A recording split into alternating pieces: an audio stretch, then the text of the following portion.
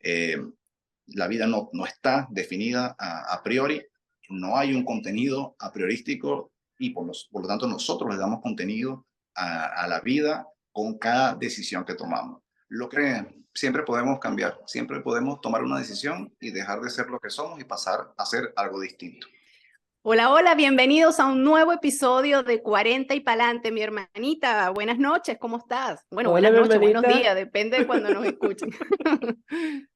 Grabamos nuestros programas en la noche. Sí. Así es, se dieron cuenta. ¿Cómo está, mi Mira, hermanita? ¿Todo fino? excelente, gracias a Dios. Fíjate, mi hermanita, aquí te traigo una pregunta. O sea, ¿cuántas Ajá. veces a ti, no sé si te ha pasado que cuando te pones así pensativa o se te viene una idea súper brillante a la cabeza, como que sale ese término, me puse filosófica? O cuando alguien tiene una chispa de brillantez o un momento de inteligencia, uno dice, uy, te pusiste filosófico, ¿no? ¿Te ha Claro, mi pasado? hermanita. Claro, claro. Pero en algún momento, o sea, yo creo que lo hacemos tan automático y hablamos de, oh, te pusiste filosófico, o si vamos un poquito más a profundidad, nos imaginamos a Aristóteles en sus momentos de análisis profundo de la vida, pero yo creo que realmente poco sabemos qué es la filosofía, ¿verdad? Sí. Entonces, bueno, fíjense, en el programa de hoy vamos a delucidar un poco todo esto de qué es la filosofía, si eso ha tenido alguna influencia en la vida como la conocemos hoy o si a través, la historia tiene algo que ver con la filosofía. O sea, vamos a tratar de adentrarnos en ese mundo. Y para eso tenemos un invitado que es perfecto para el episodio. Déjame Él se adivinar. llama, Otro adivina, primo tuyo. si es que mi familia Hermanito, ustedes son inteligentes, ¿vale? de más, y espérate que te eche el cuento de este invitado. Ok, ok. Mira, nuestro invitado es abogado especialista en Derecho Tributario, tiene una maestría en Filosofía y Ciencias Humanas, tiene un magíster en Filosofía de la Guerra, es doctor en Pedagogía Crítica y actualmente está estudiando un doctorado en Seguridad de la Nación. Y aparte de eso, tiene un diplomado en negociación de petróleo internacional. O sea, imagínense. O sea, estamos hasta nerviosas con Sí. el invitado. No, yo pensaba que yo era inteligente, pero tengo 3 títulos y ya, o sea, No, ya realmente. me callo, me callo. Primo, para nosotros es un orgullo, es una alegría tenerte aquí. Gracias por aceptar la invitación. Bienvenido. Hola, saludos, Daría, María, muchas gracias por la invitación al programa. Bueno, de una tengo que aclarar que tener títulos no denota inteligencia. O sea, cualquier persona puede ingresar en la universidad, esforzarse, estudiar, presentar los exámenes, cumplir con el horario, eso no denota inteligencia, ¿no? Una cosa es el conocimiento, otra es la inteligencia, que si se quiere es la capacidad de procesamiento. Todos somos inteligentes, los niños son inteligentes. O sea, la inteligencia es esa velocidad de reacción ante los problemas y la capacidad de resolver problemas, ¿no? Ser educado o tener título universitario no es garantía de inteligencia, Sí. pero entiendo qué quieren decir. Sí, sí, no. Gracias por la invitación. Eso es así. Lo que quise decir es que yo me considero una persona estudiosa. Sí, pero bueno, primo, fíjate, vamos a empezar entonces con la definición o para adentrarnos en la conversación. ¿Qué es la filosofía? O sea, tú eres doctor en filosofía. Ahora, ¿qué te llevó? Primero, ¿qué te llevó a conseguirte en este mundo, a encontrarte en este mundo en el que estás ahora, donde te has adentrado tanto? Y para nosotros los simples mortales, ¿cómo se ve eso? ¿Qué es? ¿Con qué se come? Bueno, primero aclarar que no soy doctor en filosofía. Si se quiere, soy estudiante de filosofía, he cursado 2 maestrías en filosofía. Y bueno, ¿qué es la filosofía?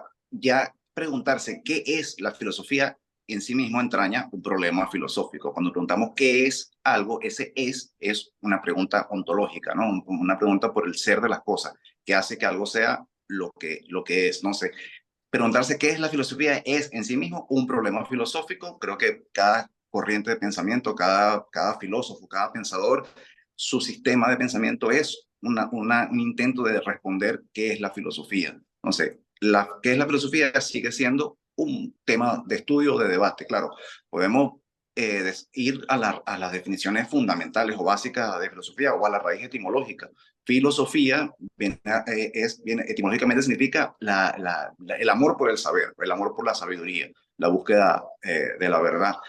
Y hay quienes ponen más bien el énfasis en la búsqueda, no en llegar a ser sabio, cosa que es más o menos posible, cada vez es más difícil en el mundo contemporáneo, seguramente en el debate llegaremos a eso, pero la filosofía es esa búsqueda por el saber. Es un anhelo de algo que se sabe que no se tiene, pero se busca, se pretende alcanzar la sabiduría, la búsqueda por la verdad. De alguna manera eso puede ser una primera definición, que es la filosofía, pero hay muchas otras, ¿no?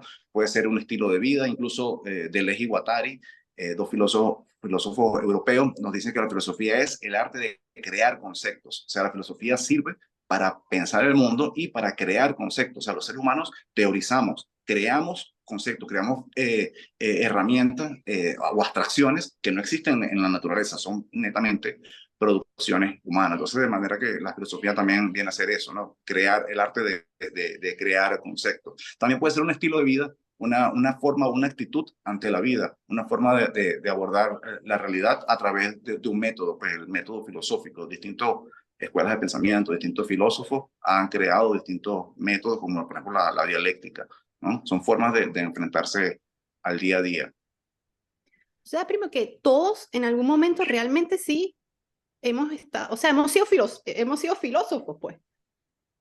Y se podría decir que sí, por supuesto. No es que todo el mundo es un filósofo. De hecho, te acabo de comentar al principio que yo no me considero un filósofo, sino un estudiante de filosofía. Pero sí, todo ser humano, tarde o temprano, se plantea preguntas existenciales, se plantea preguntas filosóficas.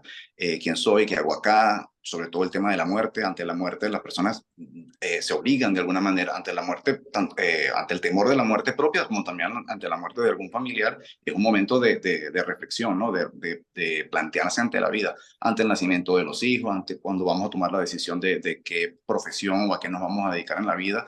Son temas que de alguna manera nos hacen reflexionar sobre nuestra propia vida, sobre la sociedad. Todos esos son planteamientos. O sea, cuando nos preguntamos las primeras causas, los primeros principios, las causas de los efectos, estamos haciendo de alguna manera una indagación o un pensamiento filosófico. O sea, hacer filosofía no es nada más estudiar la historia de la filosofía, sino plantearse las grandes preguntas de la vida. Preguntas sobre el amor, preguntas sobre el tiempo, preguntas sobre, o sea, qué es el tiempo, qué es el amor, qué es la justicia, la muerte, cómo debemos vivir, qué es la política, cómo ser un buen ciudadano, todos estos aspectos todas estas preguntas son cotidianas. Nos las hacemos, no hace falta ser un académico, menos mal que no hace falta ser un académico para hacerse este tipo de preguntas que son, en esencia, preguntas filosóficas. Wow, entonces, pero definitivamente, entonces, gracias a ese pensamiento filosófico, pues pienso yo que hemos llegado a lo que somos ahora como sociedad, como mundo, ¿no? Sí, Ahora, podría decir, en Occidente, adelante María. no, yo iba a preguntar, o sea, saber algo de teoría, tú dices que eres un estudiante, sorry, de filosofía, tú dices que tú eres un estudiante. ¿Te ha ayudado a responder algunas de estas preguntas? ¿Hay una respuesta específica para cada una de esas preguntas o cada respuesta es adaptada a la vida de cada quien? No sé si mi Fíjate, pregunta está clara. perfectamente, un divulgador de la filosofía que se llama Darío Stanzreiber, que dice que la filosofía no sirve para responder. La filosofía lo que se interesa es por la pregunta. O sea, pensar filosóficamente es saber preguntar, saber estructurar una pregunta desde una perspectiva filosófica, o sea, buscar esa raíz. Y otros pensadores como Karl Jasper dice que la filosofía no ha alcanzado el éxito de las ciencias duras, como por ejemplo la matemática o la física, y es precisamente por esto, porque la filosofía no busca tanto responder, sino es cuestionadora, de alguna manera es crítica de la realidad y de la tradición. Y hay otro pensador que se llama Richard Rorty, que viene a decir que la filosofía es como rascarse donde no pica. O sea, hay un gusto por cuestionar, hay un deseo por meter el dedo El de la donde llaga. nadie lo mete. Exactamente. Y por eso en algunos sentidos la filosofía es molesta, es revolucionaria, es cuestionadora. Por eso se ha peleado tanto con la religión, aunque en cierto tiempo en la medievalidad europea también fue de alguna manera aliada de la religión. De alguna manera en la medievalidad europea se justificaba o se utilizaba la filosofía como una herramienta a favor de la teología. Wow, interesante. Y estas preguntas, primo, por lo menos en tu caso, ¿has logrado, has llegado al final de ese camino en alguna de esas preguntas en toda tu experiencia en este estilo de pensamiento? Por ejemplo, preguntas como esa, ¿qué hago aquí? ¿Has conseguido alguna respuesta? ¿Cuál es el sentido de la Insisto, vida, la por ejemplo? filosofía, o sea, la filosofía no busca respuestas. Quien busca la respuesta es el dogmatismo. O sea, la filosofía lo que busca es cuestionar la realidad, cuestionar cuestionar el pensamiento operante en una época, en una sociedad, en la cultura, ¿ok? Precisamente el criticismo está muy metido dentro de la filosofía y dentro del racionalismo, ¿no? Es cuestionadora, no busca hallar verdades. Los que verdades, bueno, por supuesto que en la filosofía hay una indagación por la verdad, pero la verdad, por ejemplo, en pensadores como Karl Popper, la verdad no es algo a lo que humanamente alcanzamos, sino la verdad viene a ser como un norte, es como a lo que tendemos todas nuestras acciones. Cada teoría científica lo que viene a ser es una refutada en la historia del pensamiento. Por ejemplo, Einstein viene de alguna manera a trastocar los cimientos newtonianos, ¿ok? Entonces, de alguna manera se van refutando las teorías anteriores y nos aproximamos cada vez más a la verdad, pero la verdad es algo que siempre se nos escapa, está de alguna manera velada. Quien cree que ha alcanzado la verdad es un dogmático. Pero Y yo a pienso los, que también la verdad es en ciertas cosas, ¿no? Hay cosas que es verdad y ya es verdad y eso es como matemática o no sé. Pero las cosas de la vida, yo pienso que la verdad también es diferente para cada uno, ¿no? Cada quien vive su verdad, no sé, lo que mejor bueno, se le ajuste, ¿no? esa es la postura del relativismo, ¿no? Del relativismo epistémico, o sea, si cada quien tiene su verdad, entonces no hay verdad. Claro, hay mecanismos como por ejemplo el consenso. Podemos llegar por consenso social a establecer lo que es verdad para una sociedad en un tiempo y en un espacio. Por ejemplo, claro, aquí empezamos a entrar en temas polémicos que me gustaría más bien evitarlos, pero en la Alemania nazi había una verdad y había un consenso sobre una verdad. Entonces, la verdad no es universal ni universalizable en esos términos humanos, pues. Claro, entonces, bueno, primo, aquí voy. Yo entonces me hago mi primera pregunta filosófica. ¿La verdad no existe entonces? Bueno, eso es un larguísimo debate que 1000 años, pero creo que la verdad viene a ser como la utopía. Eduardo Galeano dice, la utopía es como el horizonte. Doy 2 pasos hacia el horizonte y el horizonte da 2 pasos hacia atrás. Entonces se pregunta, entonces, ¿para qué sirve la utopía? Precisamente para esto, para caminar hacia ese horizonte. Entonces, hacia la búsqueda de la verdad, orientamos todas nuestras acciones teóricas, prácticas, incluso trabaja la ciencia hacia ese orden. Otra cosa es que lo logremos, lo alcancemos o no. De todas maneras, recordemos que el ser humano es falible y las ciencias son falibles. Sin duda alguna, la ciencia Sí. está con mayor éxito en la modernidad, pero no deja de ser falible. Los seres humanos nos equivocamos y nuestros métodos también nos llevan a error. Entonces, la verdad se escapa de las manos. Ahorita yo estaba pensando ahorita, bueno, yo tengo mi mente muy cuadrada y bueno, yo me formé en ciencias, en ingeniería, entonces para mí 2 más 2 es 4 y todo lo que es una ley universal es como escrito en piedra y a veces es difícil uno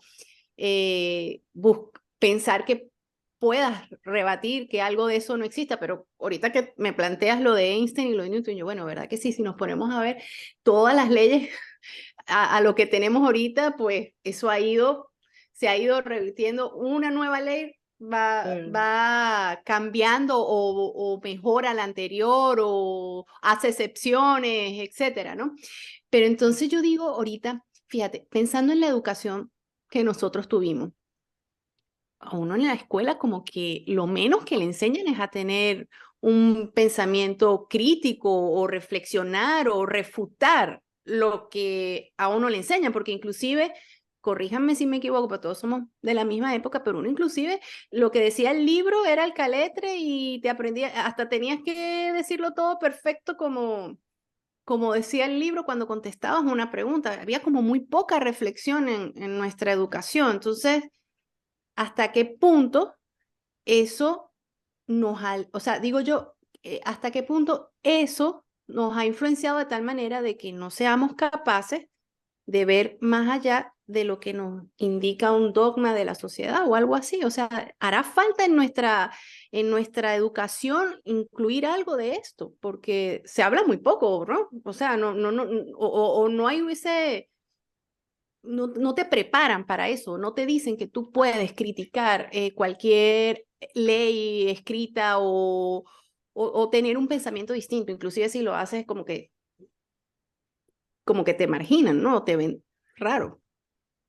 Así es, esa preocupación que tú tienes como persona y como madre es la preocupación de muchas personas y de muchos teóricos. Por ejemplo, Martha Nussbaum, una filósofa norteamericana, tiene esa preocupación, tiene un libro que se llama Sin fines de lucro, cómo las humanidades son necesarias para la democracia, y precisamente hace estas críticas que estás mencionando tú, cómo sistemáticamente las universidades están dedicadas es a construir o generar profesionales altamente tecnificados para que continúen con la producción o el incremento de la tasa de ganancia, pero no son personas que tienen un nivel de cultura o no están fomentando las humanidades ni las ciencias, ni las artes, perdón, sino que se está más bien en las universidades a nivel planetario, se está desmontando todo este estudio por las humanidades y por las artes, que son las que nos hacen ser críticos y nos permiten o habilitan colocarnos en el lugar del otro y pensar como pensaría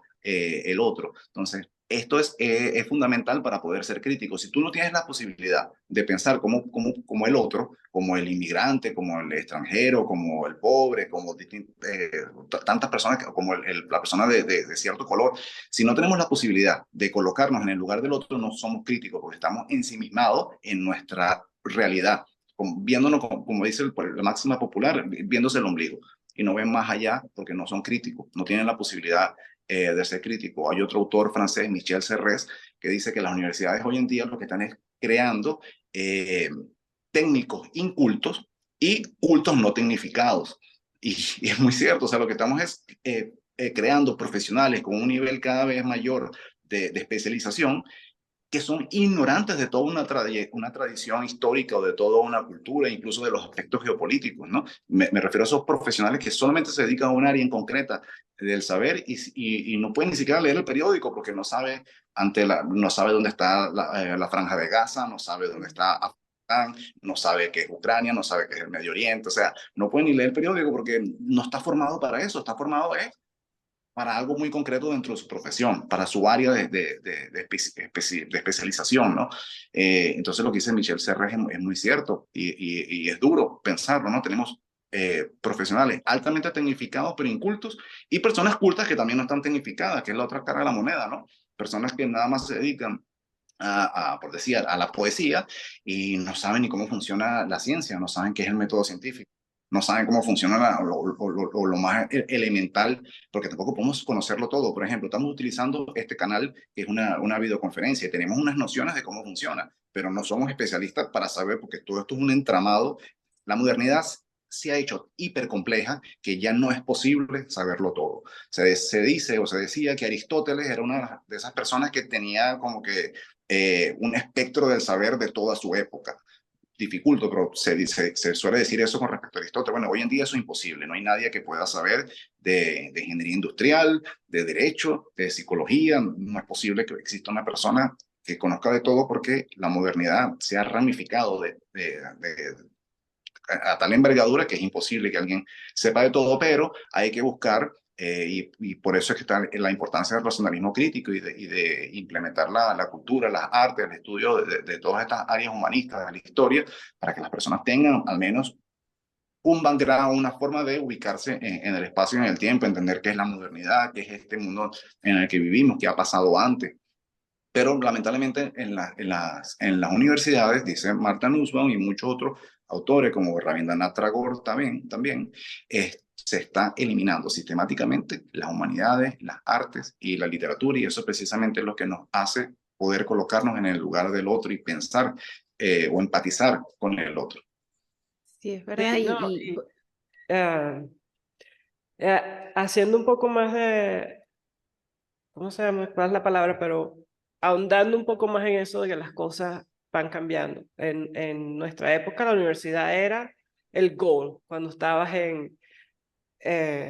cuando eras pequeño, ¿no? Por lo menos en Venezuela. Tú estabas con eso que vas para la universidad, vas para la universidad, vas para la universidad, y ahora está ese debate que la misma gente en los liceos le pregunta, las tareas son si vale la pena ir a la universidad, ¿no? Por ejemplo. Porque ahora hay tanta información por ejemplo, eso está pasando aquí en Estados Unidos. Yo no sé si en Venezuela, pero aquí está pasando.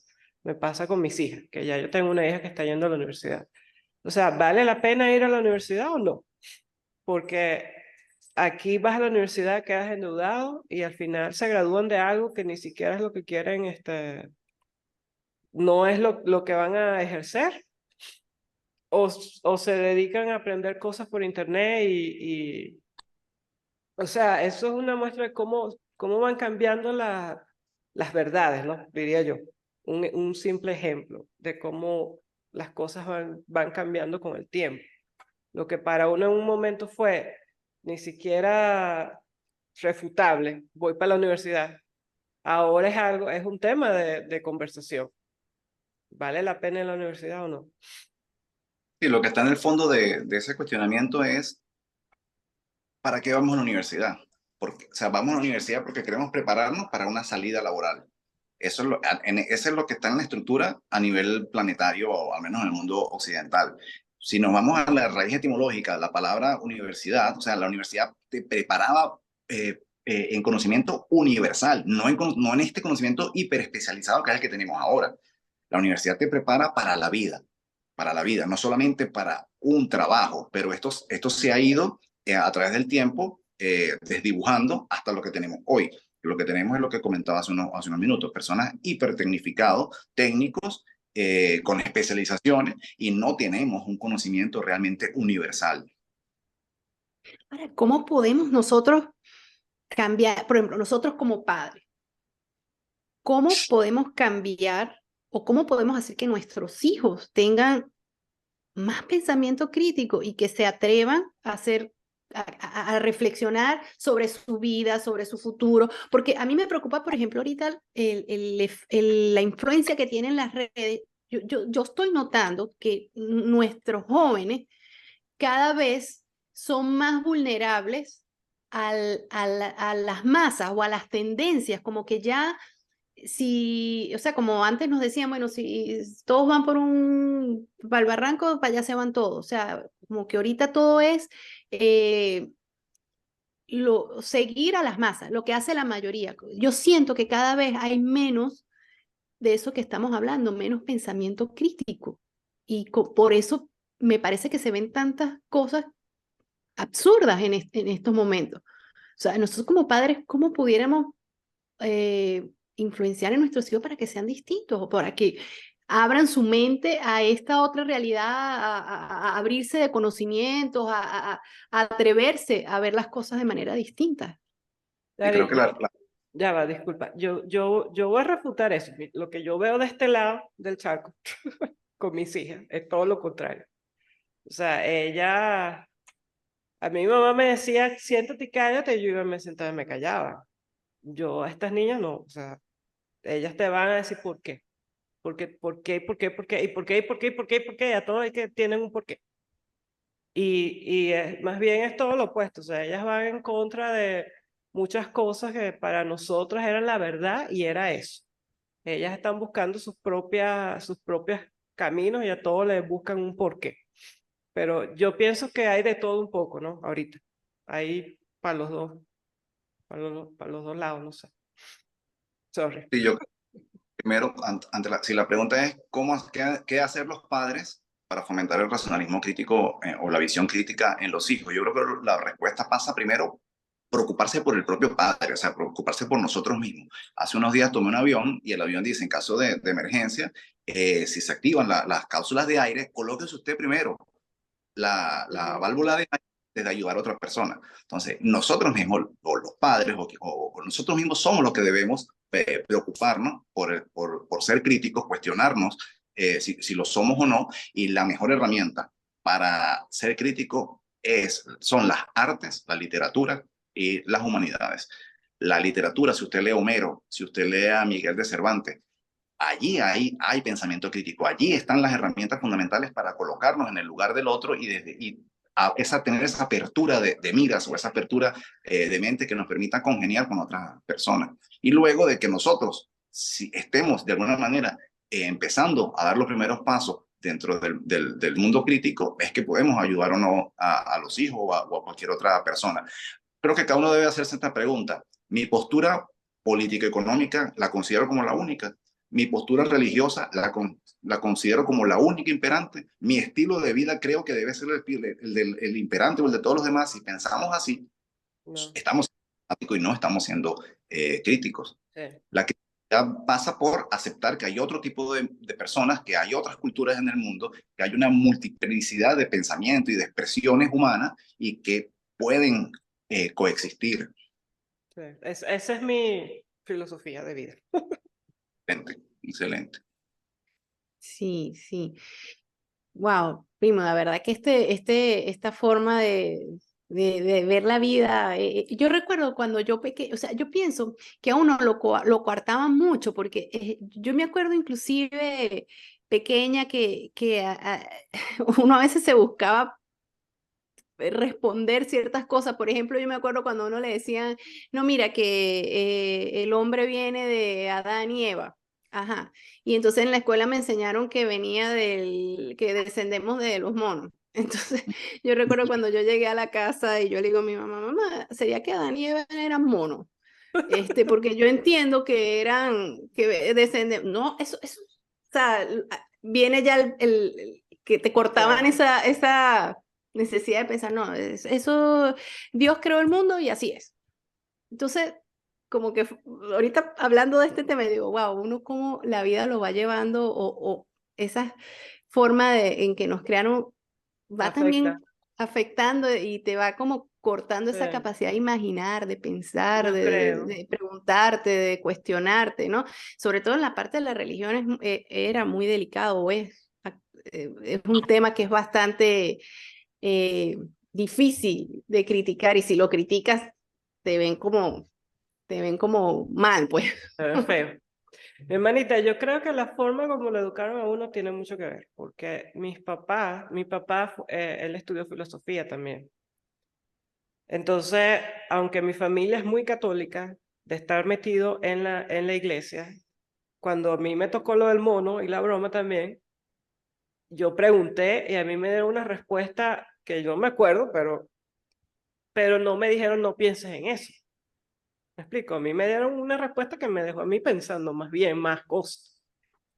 Y mi papá nunca fue más bien todo lo contrario, o sea, al caletre no, señor, analiza eso.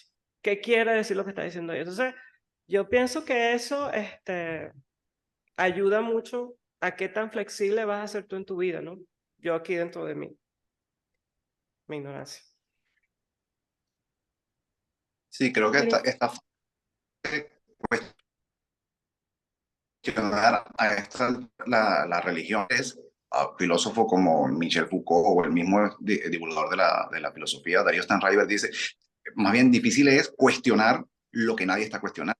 La religión, bueno, tiene rato siendo cuestionada, pero hay aspectos del mundo contemporáneo que no están siendo cuestionados, y en eso radica el racionalismo crítico, ¿no? O la visión crítica, si se quiere, la visión filosófica o metódica, ¿no? Cuestionar las redes sociales, cuestionar la inteligencia artificial, cuestionar todo esto del tema de la lengua. O sea, hay muchos aspectos de la realidad que no están siendo cuestionados, y precisamente eso es lo que busca el pensamiento crítico o el pensamiento filosófico. Sembrar la semilla de la duda en los aspectos cotidianos de la existencia, ¿no? La sexualidad, por ejemplo, la vida de pareja, en las nuevas formas amatorias, el poliamor, sea, son nuevas estructuras que están teniendo lugar y que también deben ser de alguna manera revisadas. Criticar no tiene necesaria, en su sentido etimológico, tiene este sentido o esta acepción peyorativa que tienen en nuestro idioma. Criticar es hacer una revisión racional de algún aspecto. Una crítica positiva, por ejemplo, la gente le gusta asociarlo a la crítica de cine. La crítica de cine puede ser decir por qué una película es realmente buena. No es necesariamente la crítica como la crítica política.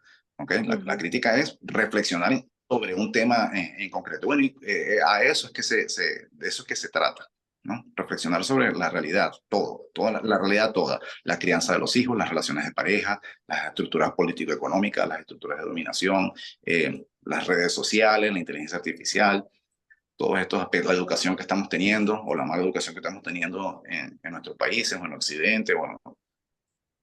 Aldo, ahora me salta la curiosidad. Tú estudiaste Derecho, ¿verdad? Y te especializaste en Derecho Tributario. Ahora, ¿cómo llegaste a la filosofía? ¿Por qué? ¿Qué pasó en ti que te llevó a querer saber más, a preguntar, así como tú dices, buscar ese camino de sabiduría, de criticismo? ¿Cómo llegaste a la filosofía?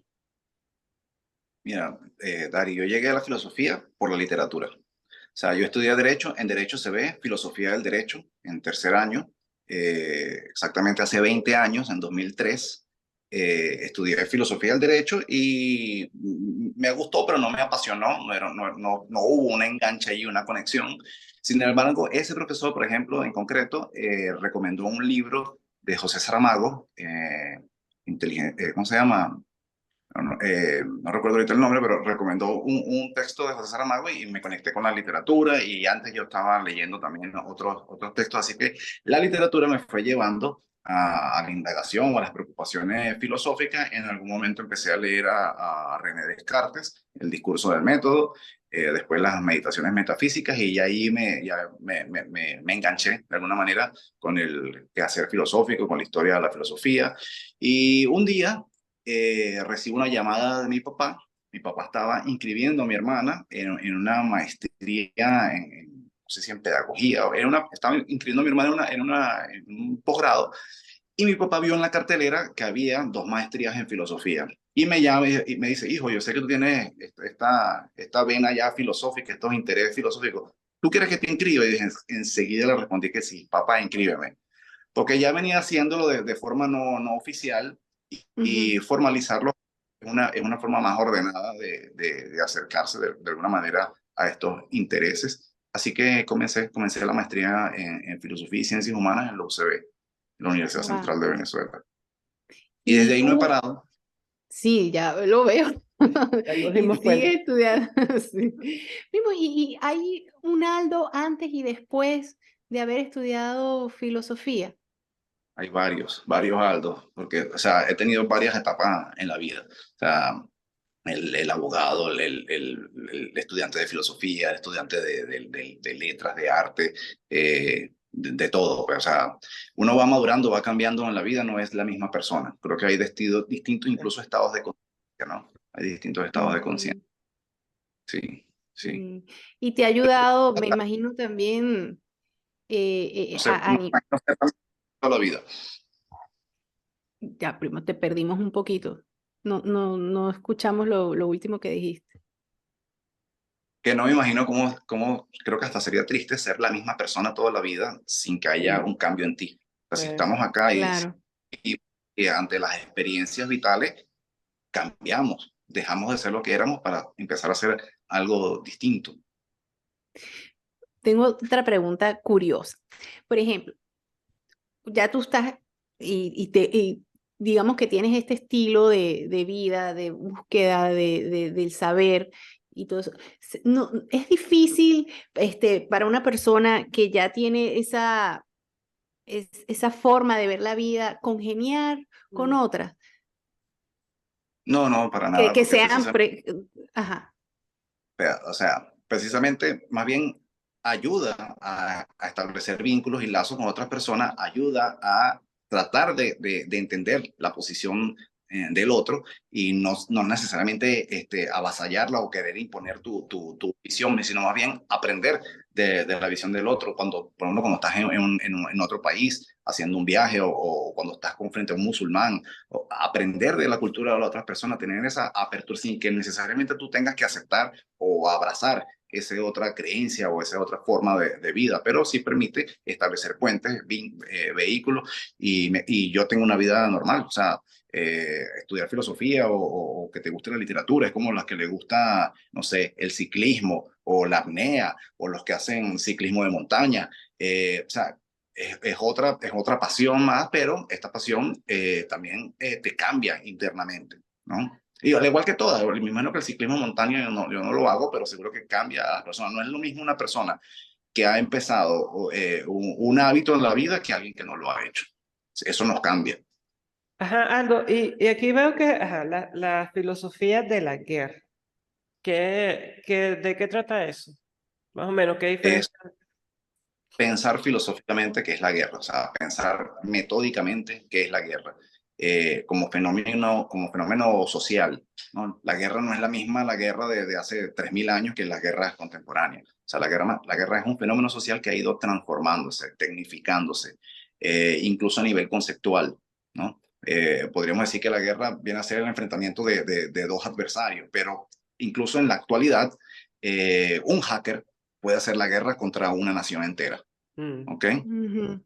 No necesariamente esos dos adversarios deben ser ni siquiera ejércitos, puede ser guerra virtual, informática, hay distintos de capitales o arancelaria como la que tiene China y Estados Unidos mutuamente.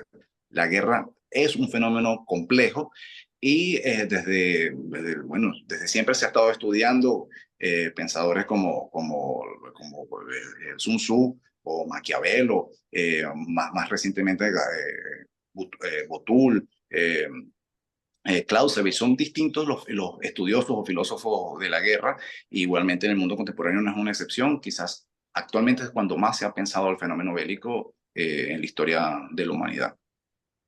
Y ahorita realmente pareciera que como que quisiéramos o estuviéramos buscando siempre la guerra, ¿no? O sea, pareciera que la tendencia ahorita de los países es a meterse unos con los otros.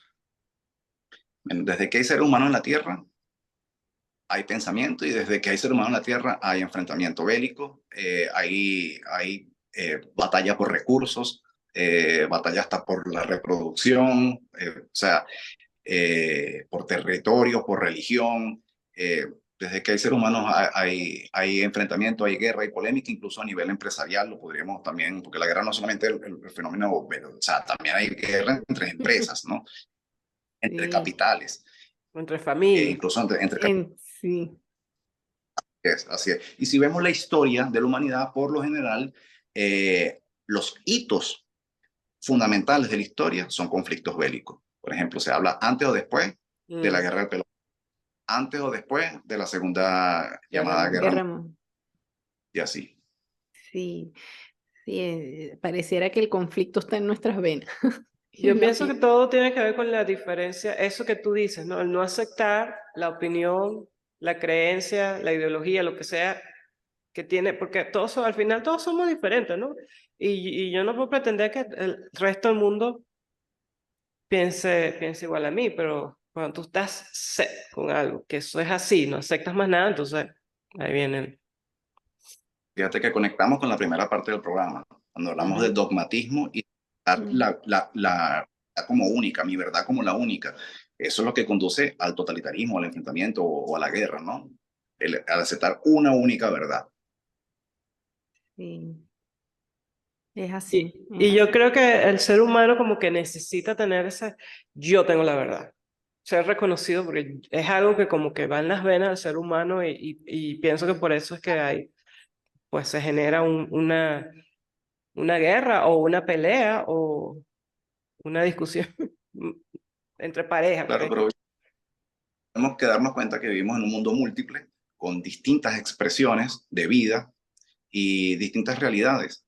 Y lo que hay es que congeniar con esas otras realidades, al menos respetarlas, conocerlas, pero Sí. si no las si somos incultos, si no podemos comprender al otro, ponernos en la posición del otro, es más fácil exterminarlo o Sí. negarlo que tratar de comprender. O más Sí. ni siquiera encajarlo a nuestra cultura o a nuestra forma de ser o de coexistir. O sea que mientras no haya ese crecimiento, digamos, personal o esa apertura de mente, nunca vamos a tener un mundo en paz, ¿no? O sea, es Ujú. como utópico pensar en un mundo sin conflicto. Que muchos tildan a los irenistas, a los pacifistas, como Gandhi, por ejemplo, de utópicos, ¿no? De que Mm. nunca habrá un mundo en paz. Eh, pero más allá de que lo haya o no, es un norte hacia el cual caminar, como cuando hablábamos de la utopía con Galeano, ¿no? El sendero que tenemos que tratar de transitar y crear instituciones nuevas, porque la ONU no ha cumplido las misiones para las que fue creada, crear nuevas instituciones de pesos y contrapesos que permitan o eviten estos conflictos bélicos o los minimicen, si en caso de que, de que estén presentes, los minimicen el nivel de riesgo. Pues. Sí, yo creo que todo va, el problema es, como decíamos también, en algún momento atrás lo tocamos, ¿no? Cuando tú te crees que tú eres el que tienes la única verdad y lo quieres imponer.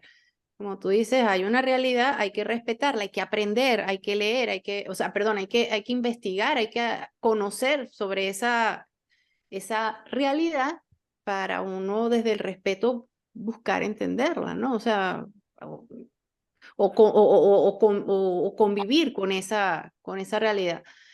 Yo ahorita veo mucho, por ejemplo, ese término que hablan de políticamente correcto, que ahora pareciera que tú no puedes decir nada eh, de algo, ¿no? Y porque pareciera también que a veces estos grupos tienden como, vamos a lo mismo, a creerse con la única verdad y a quererla imponer. Entonces, a la final, todo se basa en el respeto y en el entendimiento para poder convivir, ¿no? Y a veces veo difícil y siento que la gente entonces prefiere ser políticamente correcta Sí, y evitarse el rollo. para evitar la confrontación, pero entonces ahí dejaría de haber la reflexión y el criticismo, ¿no? Sano, respetuoso, que es a la final lo que nos debería llevar a crecer como sociedad, ¿no?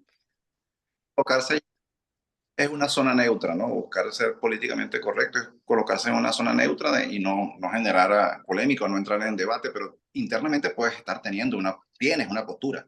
Tiene una postura, el que es políticamente correcto tiene una postura crítica o no, interna o dogmática o no, pero lo que quiere prefiere evitar el conflicto con otros, sobre todo en sociedades donde hay mucha polémica o donde la polaridad es más extrema, ¿no? Porque lo que está sucediendo a nivel planetario es que cada vez las personas están más despolitizadas. Las personas cada vez se interesan menos por aspectos políticos y se interesan más por aspectos personal, ¿no? Por su éxito o no en el plano económico, porque ve que en lo económico es donde se cree la felicidad o la realización, mientras que el aspecto político se ve como algo distante que depende de otras personas, de los factores de poder o de las personas que gobiernan y no tienen nada que ver con el ciudadano en común, cuando es totalmente lo contrario, ¿no? Y por eso nuevamente es importante el estudio de las humanidades y de las artes, saber que la política se hace desde cada individuo, desde cada práctica individual. ¿Y será que con la edad nos pondremos más filosóficos? Tú que ya estás entrando, estás entradito en tus 40, ¿cómo lo Pasaste has por vivido? ¿Sientes que con la edad cada vez está más arraigado en ti esa necesidad de, de reflexionar, de criticar las cosas, o simplemente algo que está con uno y no tiene nada que ver con eso?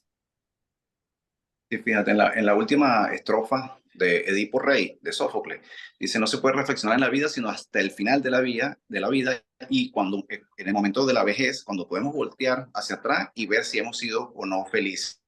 Algo similar plantea Deleuze y Guattari, dice que no se puede filosofar sino al final de la vida, cuando ya se ha transcurrido un camino, se tiene cierta experiencia y sobre todo se tiene un marco categorial o un sistema de pensamiento. Entonces, sí, y también el tema de la inminencia de la muerte o ver que muchas personas cercanos, amigos, familiares han fallecido, la inminencia de la muerte es algo que nos hace reflexionar, nos obliga a reflexionar.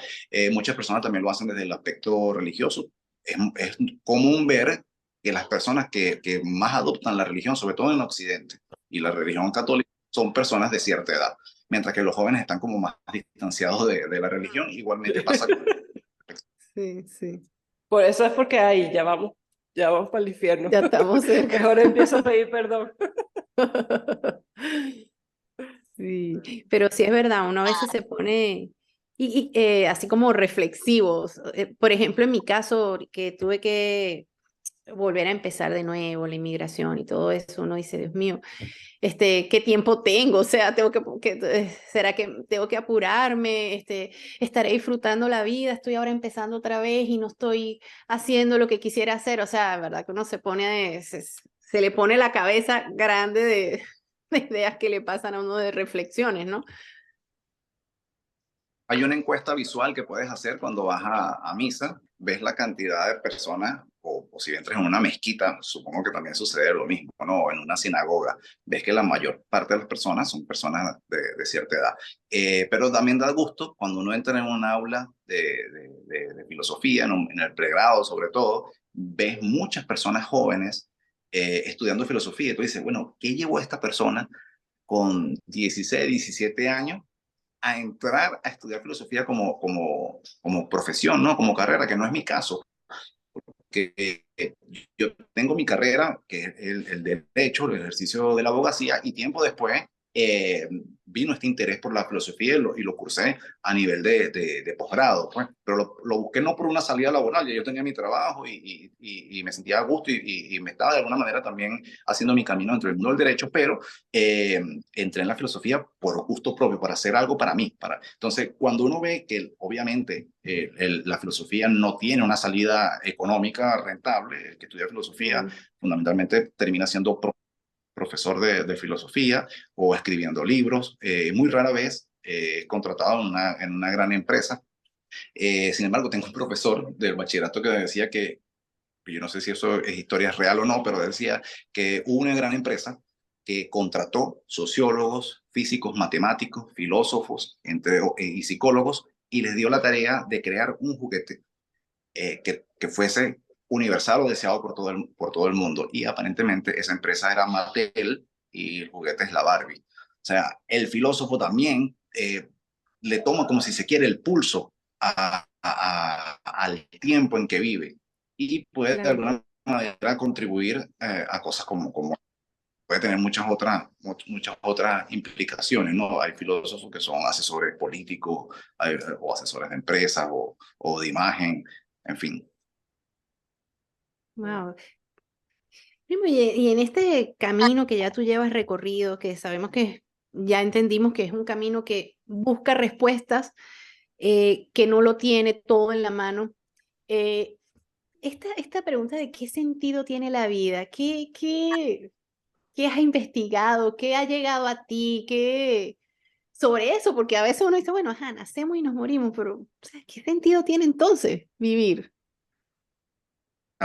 Bueno, es una pregunta esencial, es una pregunta existencial, es una pregunta filosófica. Jean-Paul Sartre diría que la vida no tiene un sentido, y eso es lo bello, porque cada quien entonces está llamado a darle sentido a su propia existencia. O sea, vinimos al mundo sin que haya un sentido previo. Y por lo tanto, como no hay un sentido, no hay un objetivo vital, nosotros podemos darle sentido a nuestra propia existencia. Hay una película de Monty Python, que creo que se llama The Meaning of Life, el sentido de la vida. Allí, en la última parte de esa película, vas a encontrar el sentido de la vida. Si quieres encontrarlo allí, te invito a verla, o a quienes nos escuchan. ¿Nos repites el nombre, primo? Qué bueno, porque siempre damos un movie tip. The Meaning of Life de Monty Python, el sentido de la vida. A mí esa También respuesta hay otra me que es la vida. encantó. Hay otra que es la vida de ¿La vida de? The Pipe. La vida de Brian. Okay. Ah, Brian. Pensé que Brian. que era la vida de Pi. De Pi, Pi. ¿Te recuerdas la gente que iba en el barco con el tigre y la broma, el chamito que era de El Pi? Life of Pi, ¿no? Ajá, Ajá, Life de of La Pi. vida de Pi. Creo que es cine de la India, creo que es cine hindú, Ajá, Ujú, de ujú, Bollywood. ujú. pensé que ese fue el que Bien. dijiste, pero... Pero entonces, no, el otro que dijiste es la vida de Life of Brian. Lo perdimos otra vez. La vida de Brian, sí. Ok. El cine también es una herramienta magnífica para pensar la. Se está implementando cada vez más el estudio del cine a nivel académico, en las aulas, no solamente como ejemplo, sino que se abordan las películas, igual que la Biblia, o los textos religiosos, no eran textos que entraran al mundo académico. Bueno, eso ha cambiado. Últimamente se estudian películas, hay filósofos como por ejemplo Zizek, o algunos lo pronuncian Zizek, hace estudios de películas y reflexiona filosóficamente a través de ella, y me parece maravilloso hacerlo también. Pues. Sí, aquí en los colegios donde van mis hijas, aquí en Denver, usan eso, películas Una herramienta. para clases. Uh-huh. Dan una clase es una película y después hablan de eso. Así es, bueno, también están Ah, los cineforos, ¿no? ajá, sí. Y es un espacio para el debate. Nosotros en la empresa donde trabajamos en Venezuela nos hacían, ¿te acuerdas, María? Nos hacían los cineforos. Sí. En verdad que sí, es una manera y parece mentira, por ejemplo, hay tantas películas animadas así que uno dice, ajá, de niños, pero tienen su mensaje y cuando se analizan, pues tienen su profundidad, no son realmente nada más una película para niños, pues. O Claro, sea, toda obra de cine es arte, es susceptible de ser abordada filosóficamente. O sea, en toda obra hay un sustrato epistémico, hay un sustrato doctrinal o filosófico que le da estructura. Si se quiere, una de las películas más filosóficas es The Matrix, de 1999, de las hermanas, antes de los hermanos Wachowski, ahora de las hermanas Wachowski, ¿no? Es una película que mm, tiene un alto contenido de reflexión filosófica, cartesiana, berkeleyana. Hay reflexiones, incluso en las secuelas, también hay contenido teologal, ¿no? O sea, también de religiones. Matrix es una gran película para hacer una primera aproximación a la filosofía, o para entrarle a una obra de arte que hace que te vertebres internamente, que te cuestiones la realidad, que te cuestiones el tiempo, que te cuestiones lo que es la vigilia, lo que es estar dormido, el tema de la verdad, cuando hablo de las dos pastillas, la roja y la azul, el tema de la elección. El protagonista de Matrix, Neo, todo el tiempo está tomando decisiones. Y ahí volvemos otra vez a lo que habíamos comentado hace un rato con Jean-Paul Sartre. Eh, la vida no está definida a priori, no hay un contenido a priorístico, y por lo tanto nosotros le damos contenido a la vida con cada decisión que tomamos. Lo que no podemos es dejar de decidir.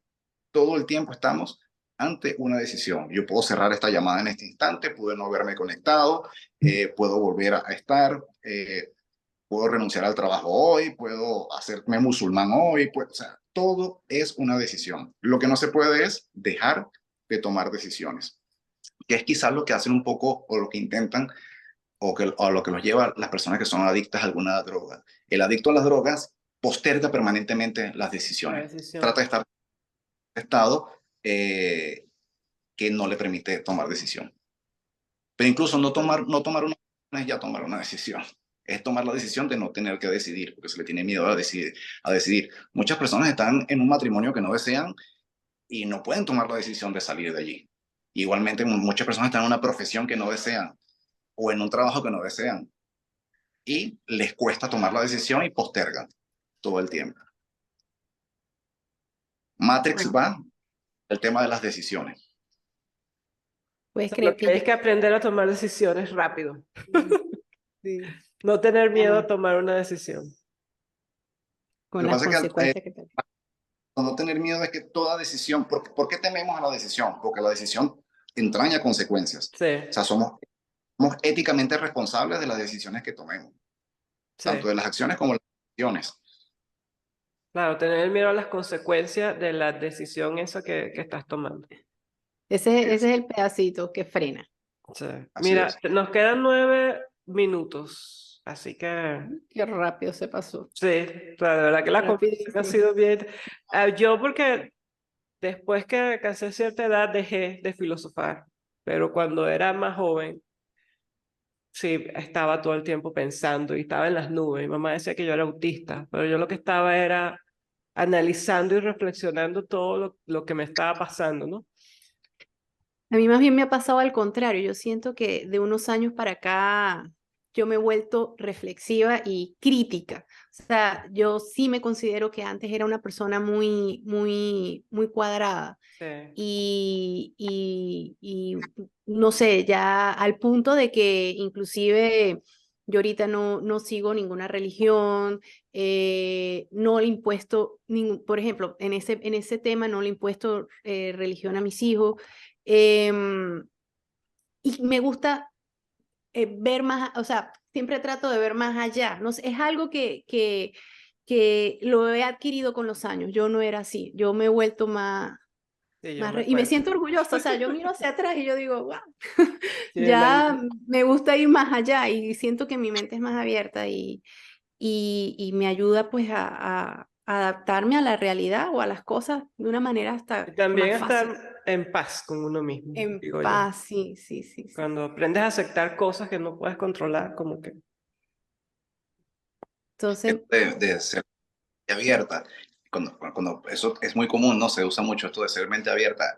Carl Sagan, un astrónomo ya fallecido norteamericano, bastante famoso, tiene una frase que dice, ten cuidado de no ser tan mente abierta que se te salga el cerebro, ¿no? Entonces, hay que tener criterio, ¿no? Y eso, ser crítico, ser autorreflexivo, y tratar de no ser dogmático, ¿no? Abierto a nuevas ideas y nuevas experiencias, pero siempre con un límite, ¿no? Buscando ese punto medio eh, aristotélico, ¿no? Un equilibrio. Yo pienso que lo importante es respetar a los demás. Yo soy católica, yo me crié católica, crecí católica y yo no me voy a poner a discutir con Dari que diga que no tiene ninguna religión o con otra persona que diga, tenemos un amigo Roberto que siempre lo mencionamos y él dice que Dios es la naturaleza. O sea, y nosotros, él me echa sus cuentos, yo le echo los míos, ¿no? Y mientras haya respeto de las creencias de cada quien, yo pienso que ahí es donde está el secreto, ¿no? Aquí yo. sí, volvemos al tema, nadie tiene la verdad en sus manos y lo bonito es que uno tenga la apertura para aceptar las diferencias, ¿no? Sí. Y las ideas distintas. Entonces, bueno, yo creo que al final el llamado o lo que queremos dejar o lo que queda del programa es que le demos el sentido a la vida, sería, ¿verdad? Sería una bonita frase para culminar el episodio. O sea, busquen darle sentido a su vida y vean más allá de su nariz, ¿no? Sería algo así. Sí, no, ¿Qué y opinas? la definición que que él dio de lo que es la vida también me gustó mucho, ¿no? Ay, sí, qué bueno. No hay una cosa ya diseñada para tu vida. Tú tomas la decisión y tú vas, ¿cómo se llama? Llevando el barco. Y eso es algo, yo estudio astrología y una de las cosas de la astrología es que todo está ya en las estrellas. Y las estrellas te dicen que eso es lo que va a pasar.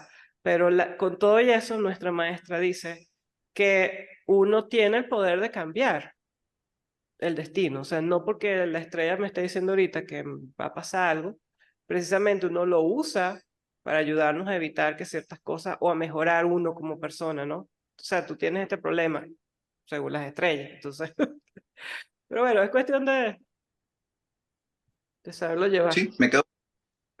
Siempre podemos cambiar, siempre podemos tomar una decisión y dejar de ser lo que somos y pasar a ser algo distinto.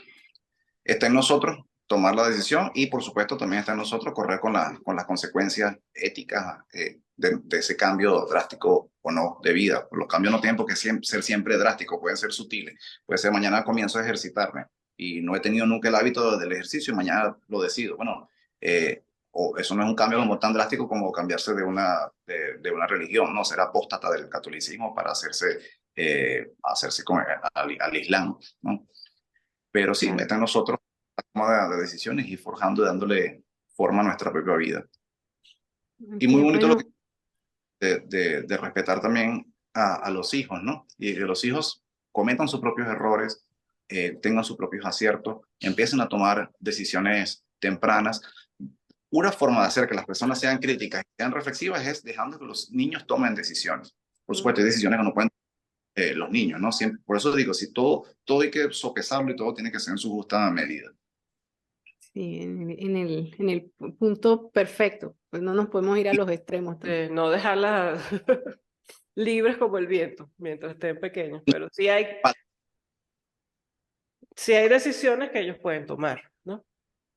Uh-huh.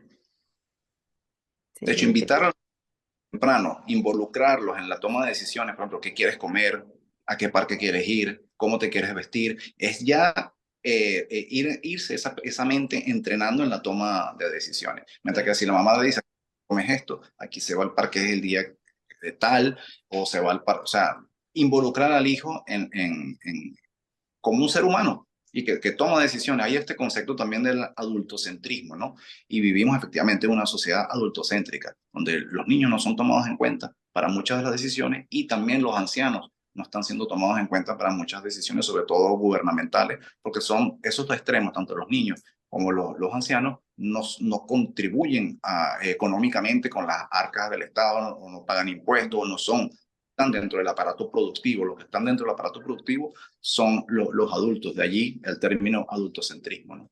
Entonces, qué importante vincular a los muchachos, a la gente joven, a los niños, en la toma de decisiones, porque al final del día eso redunda en su propio beneficio para la adultez. O sea, los niños tienen que de alguna manera prepararse para ser adultos. Y qué mejor un niño que empezó a tomar decisiones de temprano. Grave es una persona que estaba acostumbrado a que otros deciden por él y llega a la adultez cuando decimos que una persona es inmadura. Es una persona que no se atreve a tomar. Así es. Prima, entonces, bueno, hagamos el llamado a que todos saquemos el filósofo que llevamos por dentro y que le demos sentido a la vida. Sí, la verdad que estuvo muy, muy buena la conversa. Muchas gracias por regalarnos este tiempo. Ay, sí, este espacio, de verdad que sí. Qué rico poder hablar de estas cosas, ¿no? Y que ahora tengamos la posibilidad de hacerlo. Ojalá muchos nos escuchen. Gracias a ustedes por la invitación y bueno, muchos éxitos más en el podcast. He escuchado varios, así que seguiré pendiente, seguiré en línea escuchándolos. Gracias, primo. Bueno, que un abrazo, hasta bien. el próximo episodio. Bye.